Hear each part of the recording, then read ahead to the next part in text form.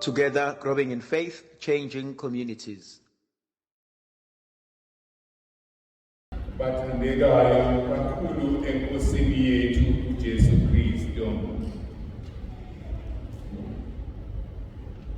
Kunzima-ke ukushumayela la kuhlala kushumayela khona umthendelana.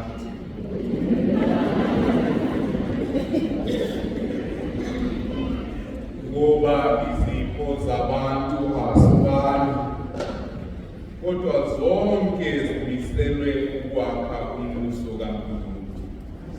So ngizozama-ke njenge nathi-ke ukuthuthuza-ke eceleni kwakhe.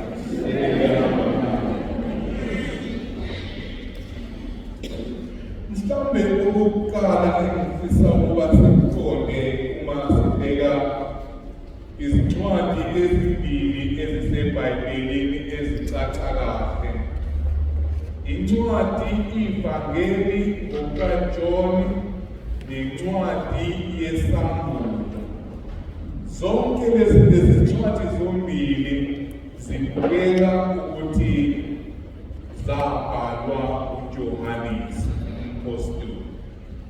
Noma kungacacile kahle kule yeSamuel, kodwa nayo ibekwa kanjalo. Ukuze sikwazi ukuqonda kahle incwadi yevangeli okaJohannes, kunezintwana ezimbalwa ekufanele ukuba sizazi. Okokuqala, le ncwadi kaJohannes uyibhala ngesikhathi sokuhlushwa kwamakholwa nokubulawa kwabo. La makholwa ngobuningi bawo aphelelwa yithemba, ayabulawa. Manje-ke uma-ke yena uJohannes ebhala leli vangeli, akalibhali ngendlela esobala, uthi esho lokho akushoyo, kodwa besebenzisa amazwi kodwa achaza izimpawu ezithile. So mhlawumbe kubalulekile-ke lokho ukuthi sikuqondise sekahle. Uma-ke sibuka ivangeli lanamuhla, sibona uPetrus kanye nabanye abafundi abayisithupha bephelelwa ukholo. Ekupheleleni kwabo ukholo, kade behamba noJesu isikhathi sonke, sebefinyelela manje esimeni sokuthi asiphindele emuva ezindleleni zethu zakudala siyodoba.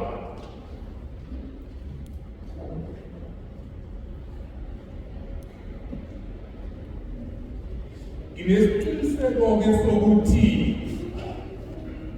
uJohannes ufuna ukukhombisa amakholwa uPetrus ngesikhathi sokuhlupheka azibona esephelelwa ukholo nethemba uJesu esefuna manje ukubuyela ezindleleni zawo zempilo yakudala.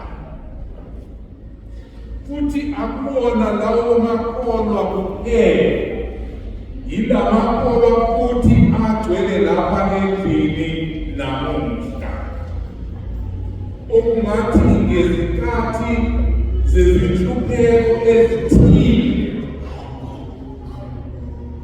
nangemkhuleko esengathithi ayifinyeleli kuJesu,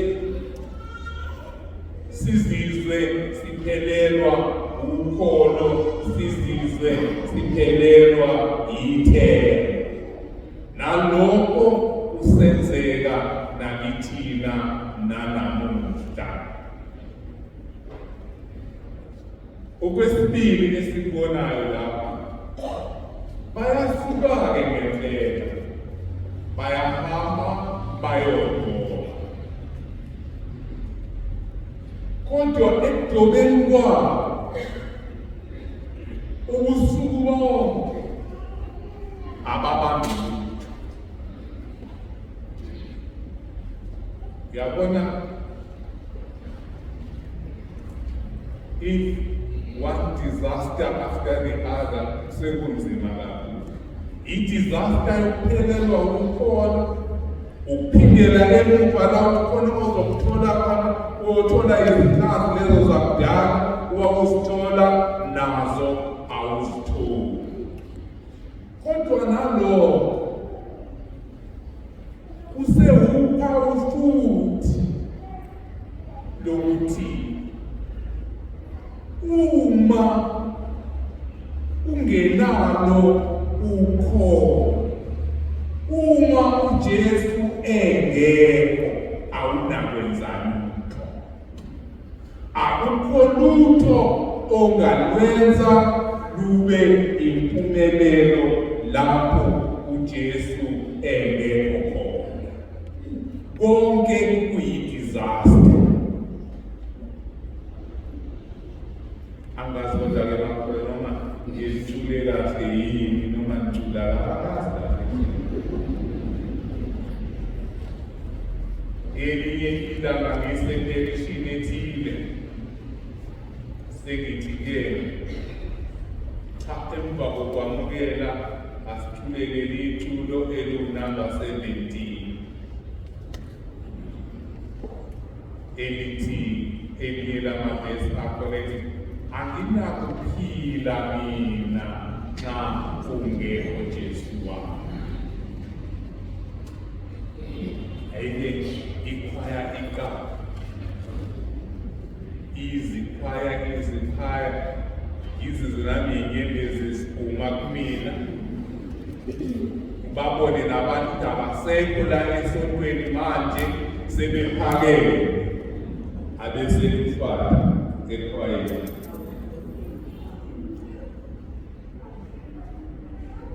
Lungiselele ukuthi kuzokhuluma uBhalothi. Alisaphelanga iculo sekunekhupha uBhalothi-ke manje azongena kulo.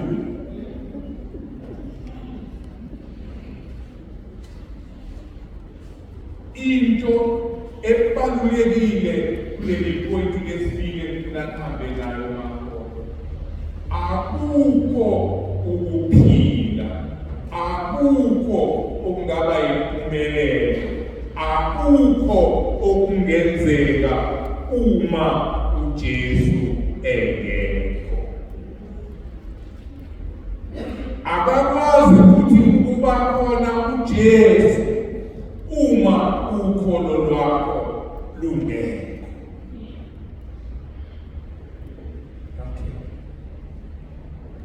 Njengoba ngisithi ivangeli lezimpawu eziningi, kodwa nanso-ke indaba ekuseni izitathakusa, early in the morning. Ngabe ngiyafisa ukukhuluma nangalo early in the morning kubisikhathi naso, kodwa naso ukhona lo muntu abangamaziyo onganekolwazi. Asicabangele kahle ngalekolwazi. Ungaphi ngalekolwazi noma ungalakolwazi?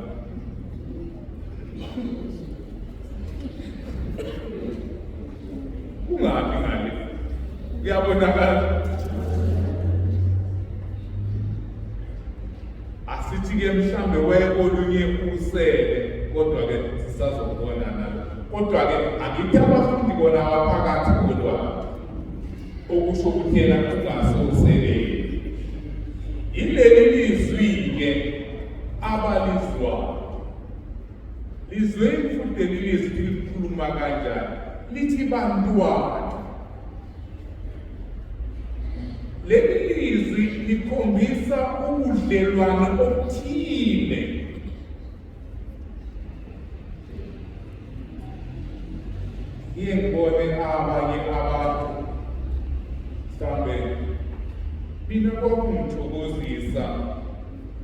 manje kusangithokozisa anosho nje ningesabi emakhona nithi mntanami nathi nanibangileke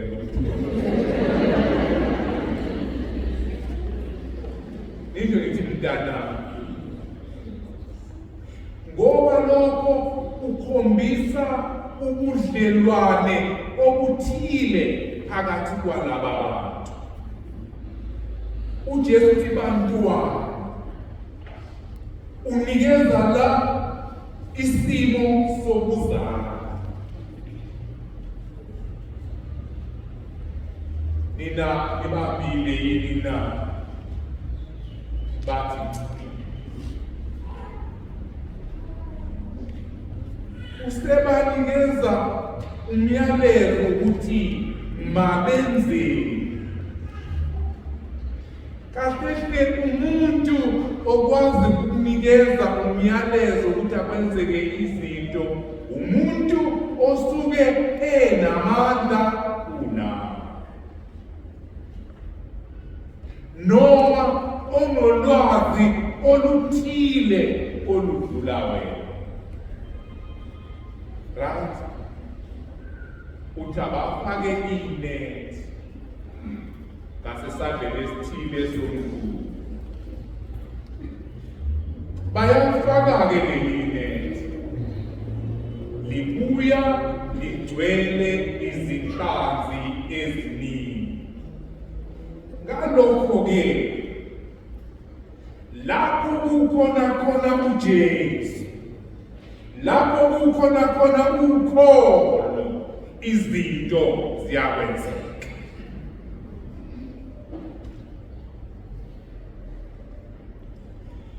Kwenzekani kubona na?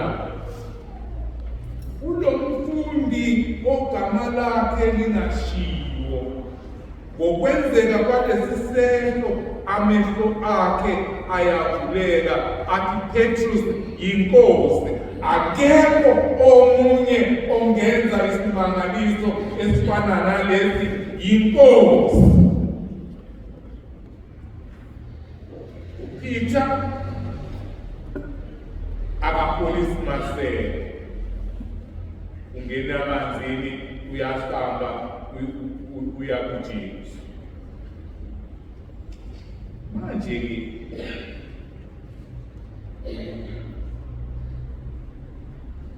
ahambe-ke aze ayofika kuJesu, balandeleke nabo bonke abanye.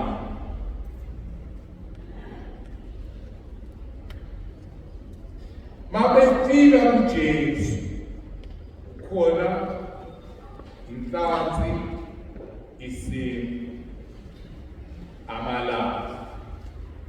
That's I think there's a power in that. Anumbiza kina kuichaza one by one.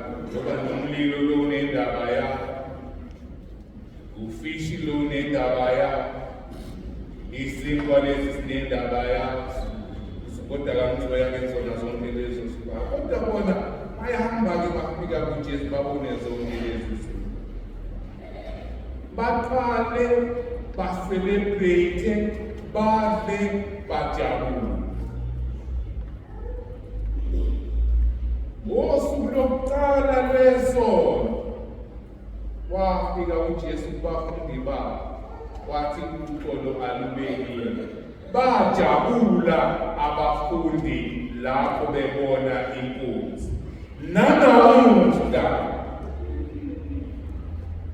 uma befika kuJesu bathola ukujabula nakho ziwa manje uyadliwa kumnandi. Bathandeka uJesu kuphela ongasinikeza injabulo.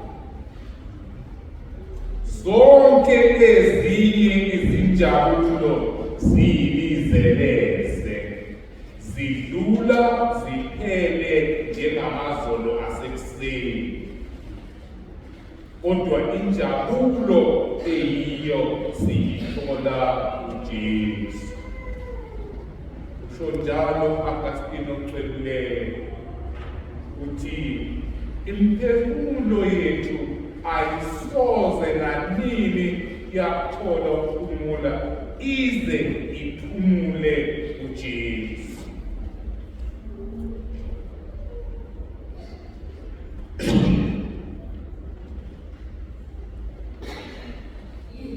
Lo mkhosi abawenzayo-ke manje bedlalaphaya kunebanquet enkulu, ayinkulu kakhulu ngoba akusikona ukudla neziphuzo ezenza iphathi lemnandi, angithi akuzona. Kuze yithelelana makungeze nasibeni ngamanye phela ngabe khona ukudla amakuhamba kahle impela. Injabulo okuyiyona yona, intokozo okuyiyona yona, isinkwa nje inhlanzi kuphela abantu, kodwa injabulo inkulu kakhulu. Kodwa-ke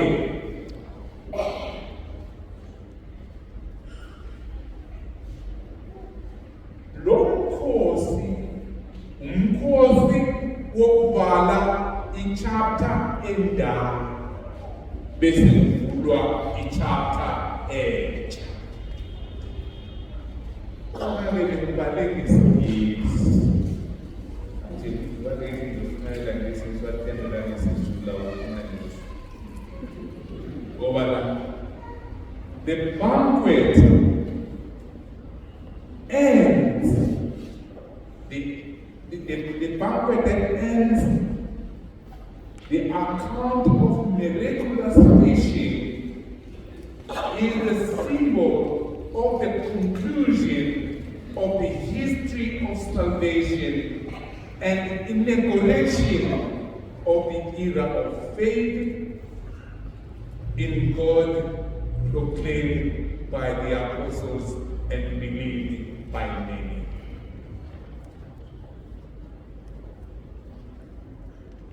Is the end a history of salvation la uJesu ebonakala khona njengomuntu ne uqala kwechapter entsha lapho ivangeli kaNkulunkulu selizoshunyayelwa ngabapostoli liphinde futhi lamukelwe ngabaningi.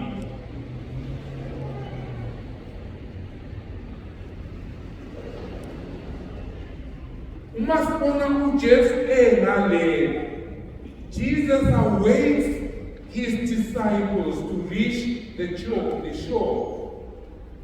That is the heaven.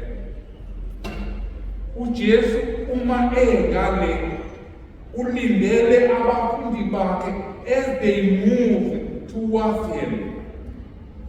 And impilo yethu yonke has to move towards Jesus. And the end of it is in heaven. So, uJesu usilindele nathi ngokunjalo ukuba sithwile ebumnandini bemibhalo eyingcwele. Khumbulani nayingane,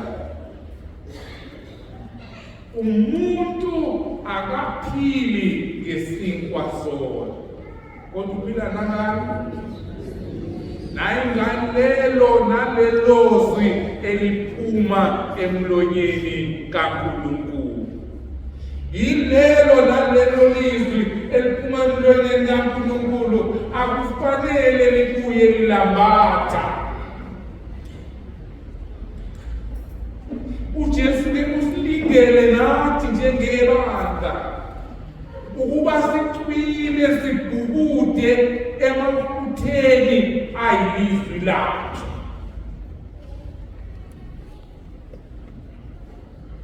Sizindle ngalo.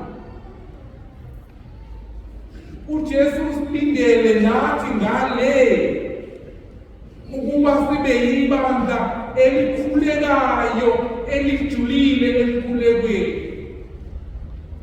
Ngoba lindani nikhuleke uma kungenjalo izongena ekulingweni.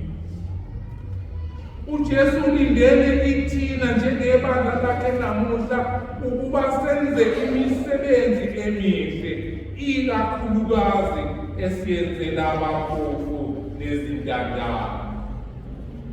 Kholwani bakholwa, uma unakekela abaphofu, lokho yimuntu uthinta inhliziyo kaNkulunkulu. Lesi sinkwa nofishi uphawu lwesakramente eliyingcwele laseLatin. uJesu ufisa ukusho ukuthi njalo abakholwa lapho behlangene khona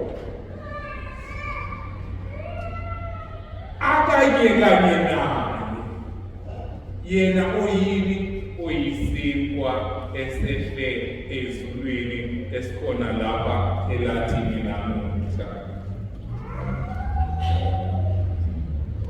Ukuhamba kukaPeter phezu kwamanzi. This one is very interesting. Ukuhamba kukaPeter phezu kwamanzi eya kuJesu kuwuphawu lokuthi through baptism we move towards Jesus in the Eucharist. It is only through baptism that we can reach Jesus, who is the Eucharist.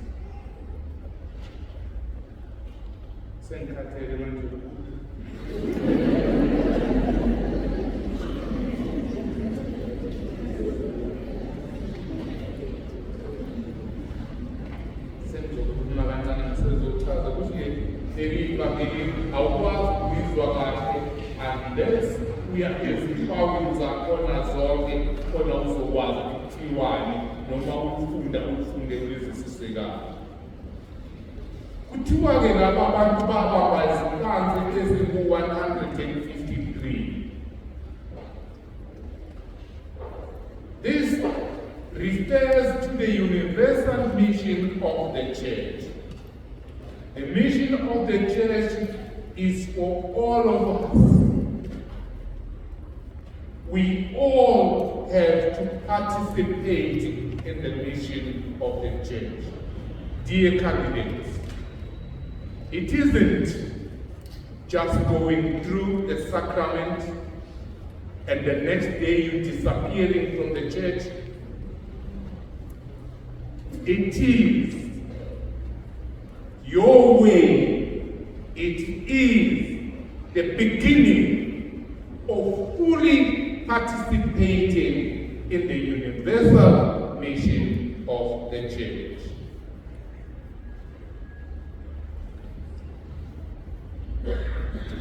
Inet nalo aligabuganga. That one is also very interesting.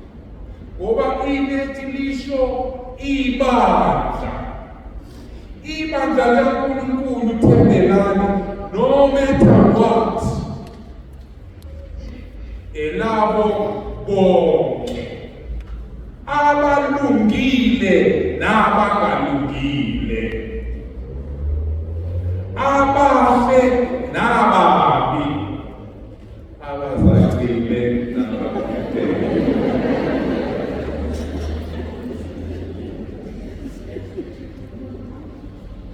Okusho ukuthi inethi alidabuki. Ubunye bebandla ufanele ngazo zonke izindlela uvikeleke. Kungabi khona iyanhlukwana ebandleni. Yebo, ingelabo wonke. 153 is a universal number.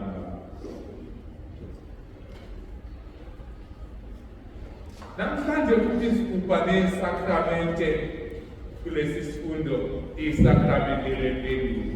Nilizwile kodwa sifundwa la.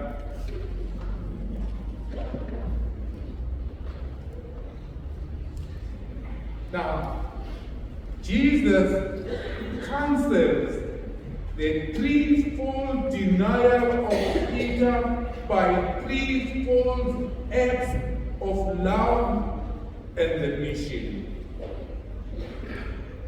Lokhu kumbuza kwakhe kathathu uJesu ebuza uPeter. Angithi wamphika kathathu. Manje usekuthi uyamthanda kathathu na. Umxolela lokhu yakumphika kwakhe. Abese-ke futhi emnikeza umsebenzi. Akoda phela makholana ngenzanga nami. Mawuzwa leli ivangeli namhlanje akuthole. Ngiyabona uJesu akambuzanga ukuthi wenzani. Usuka ngabe uJesu ukuxolela. Akakayekuvuma uPeter. Kodwa Nkosi yami imani phela lapho. Manje lo wama enakabanana lo wamakhelwane bantu noma sebekuza abayeketha kodwa Nkosi salusuxola wathi wena ayizophica namaphesha kwethu kudala.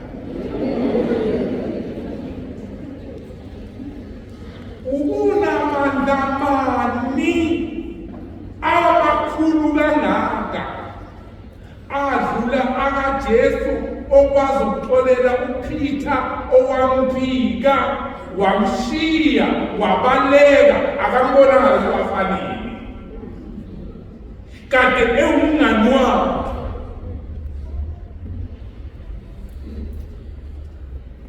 Kodwa uJesu uyamthola wena ungexolo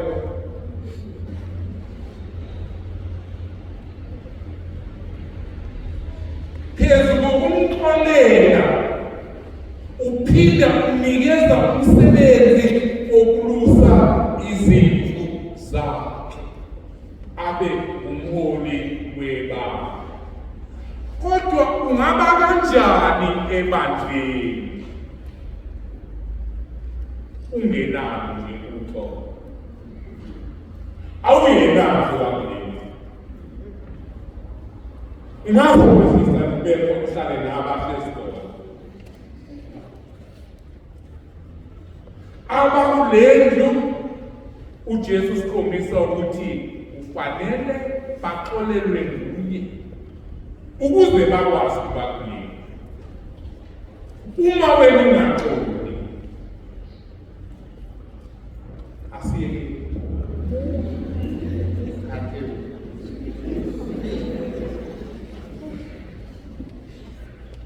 kodwa mthembu uzomukela namhlanje bathela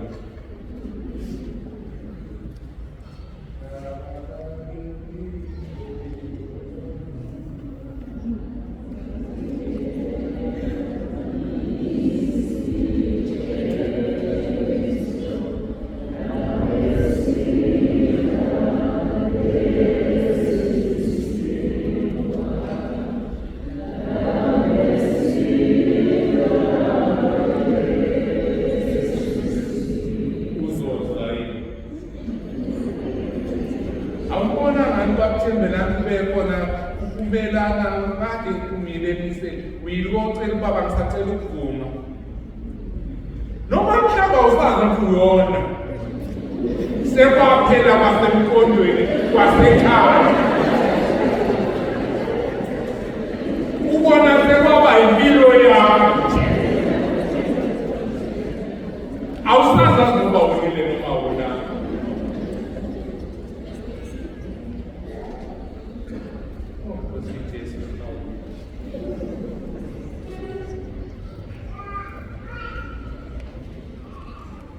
uPeter-ke kanye nabapostoli abali-11 bengakakhethi lolo bakhala ukugcwalisa lokuthunywa kwabo kuJesu. Ngokuqala ngosuku lwePentecoste ngezizathu zokuqinisa khona manje. Emva kokugcwaliswa umoya oqinileyo, nguye uPeter owaqala washumayela to the multitude, ubantu abanhlobonhlobo bezilimi ngezilimi, wakhuluma ngolimi olulodwa uPeter, kodwa bezwa bonke. Manje sekuyagcwaliseka the universal mission of the church. Bonke abantu. uJesu wayeshilo-ke nokho ukuthi kuPeter uyokuphumelelisa lo msebenzi njengaye uJesu. uJesu uphumelelise umsebenzi wakhe ngokuhlushwa nangokufa. Ngokunjalo nawe Peter uyahlushwa ubulawa.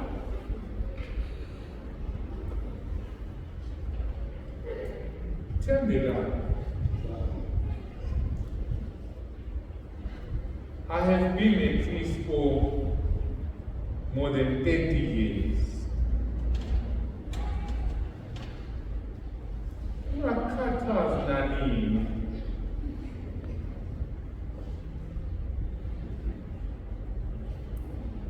Uma ngelinye ilanga amakholwa esho noma yini.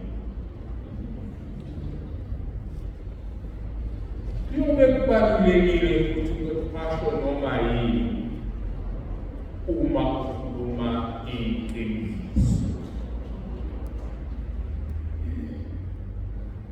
Ngoba yileli iqiniso ozolikhuluma elingezothandeka ezindleleni zabantu. Labo abangalithandiyo iqiniso bayokubophela namanqinabe ami.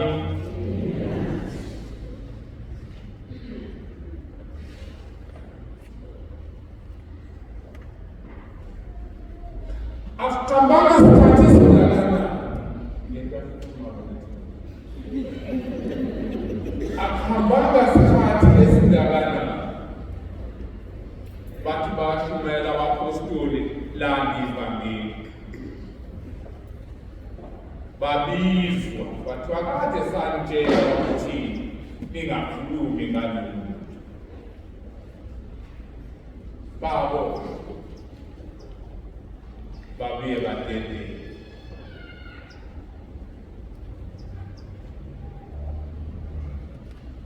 Kodwa nanti ilizwi labo. We must obey God rather than man. That is very strong. Humanity niyamshaya la manje. Konzobana kodwa uyabona lokuqinile. Uzomvikela manje uchacha nentwela.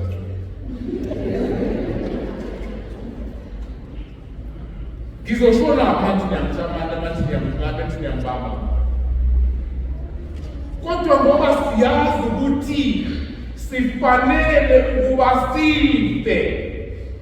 sifele ngeqiniso, we will always obey God other than man. Uyaqhubeka uPeter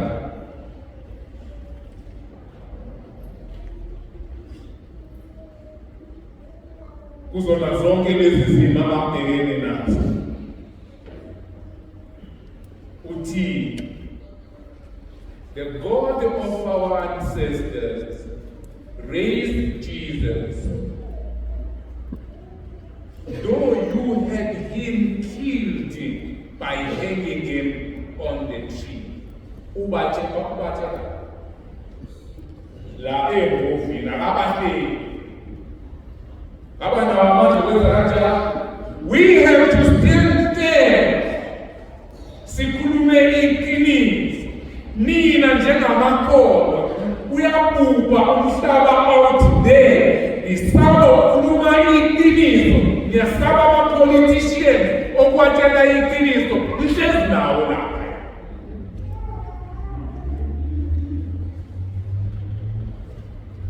Kodwa umhlaba uyabubha, niyabona.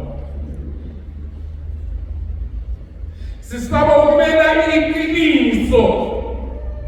Sisho sithi kuyisono ukukhishwa kwezisu.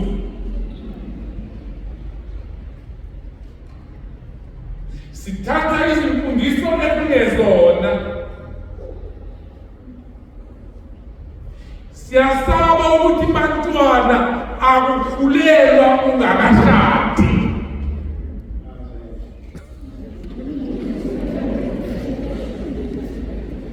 Sesikhala njengebandla manje ukuthi hayi kuney'nhlobo eziningi zemindeni, kukhona nemindeni yama-single parents, kukhona nemindeni ayikho leyo.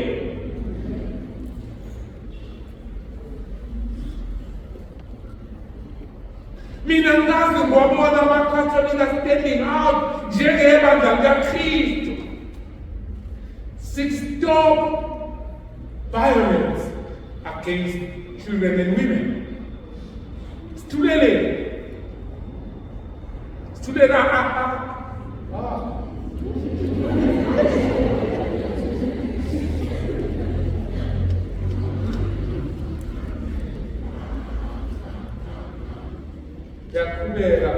Peter, in the midst of them all, God exalted him at his right hand as the leader and the savior to grant Israel repentance and forgiveness of sins. We are the witnesses of these things, as in the Holy Spirit God has given to those who obey him.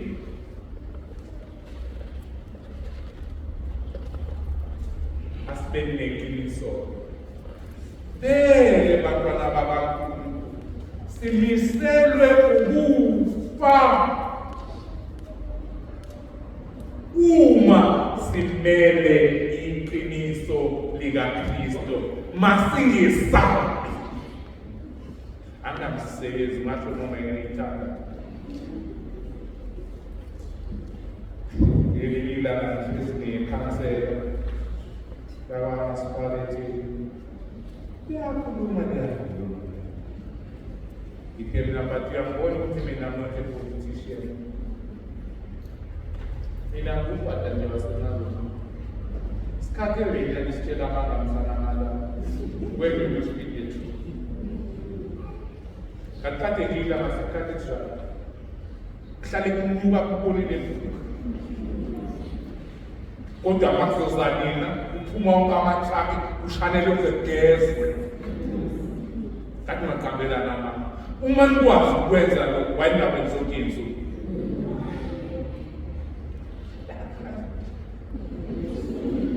Akunandaba ngazo mhlawumbe sisizwa ukuthi mangithi ngibande ukulawo so what? Fanele silimele ngelinye. Bathandekayo, isifundo sesibili sona silithulo lokudumisa ukunqoba kukaKristu. I pray ukuthi ngelinye ilanga lelithi longathulelwa uKristu kuphela likhulele nathi lapho sinqobile ngokukhuluma iqiniso lokumela okuyini singabi ngamanye.